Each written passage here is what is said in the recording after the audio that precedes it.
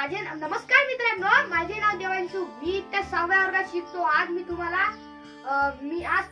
As well age शिकवणार आहे. As well age कसा वापरायचा. ऍज वेल एज जो असतो तो कंजंक्शन असतो. कंजंक्शन मधला कोणता टाइप्स, तर दोन टाइप्स असतात कंजंक्शन मध्ये, कॉर्डिनेटिंग कंजंक्शन आणि सबऑर्डिनेटिंग कंजंक्शन. आपल्याला सबऑर्डिनेटिंग कंजंक्शनचं काम नाही आहे, या कारणाने आपल्याला ऍज वेल एज कायच्याच जाईल, तर कॉर्डिनेटिंग कंजंक्शन मध्ये जाईल.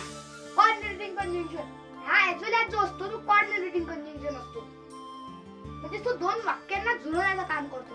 म्हणजे आता समजा असं, Ram is clever, Ram is good, Ram is clever, Ram is good, Ram is clever घेतलं, Ram is clever as well as good. आता तो दोन मधात आला वाक्यांच्या, म्हणून तो Ram is clever, Ram is good, Ram is as well as, Ram is clever as well as good असा होतो. म्हणजेच मग दुसरे वाक्य घेतलं, Sita is beautiful, Gita is beautiful, Gita is beautiful. मग याचं आपल्याला ऍज वेल एज मध्ये करायचं आहे. आता याच्यात पहिले कॉमन पाहायचे, इज ब्युटिफुल आले आहे. दोन कॉमन काढायचे, फक्त एक कॉमन ठेवायचा. नंतर जो सीता आणि गीता असते त्याच्या मदत टाकायचा आपल्याला ऍज वेल एज. म्हणजे Sita as well as Gita is beautiful. मग समजा आता वर्ब बदलला असं, तर असं आलं असं, I narrates a story, I read a story.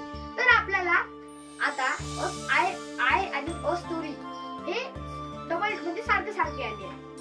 तर आपल्याला करायचं ऍज वेल एज मध्ये कन्वर्ट. तर मग जो आय आणि अ जो स्टोरी आय आणि अ एकच वेळा घ्यायचा. म्हणजे I narrates as well as read. म्हणजे आता आपण रीड आणि नॅरेटच्या मधात आपण ऍज वेल एज टाकला. म्हणजेच मग असं होईल, I narrates as well as read a story असा त्याचा अर्थ होतो. थँक्यू, धन्यवाद.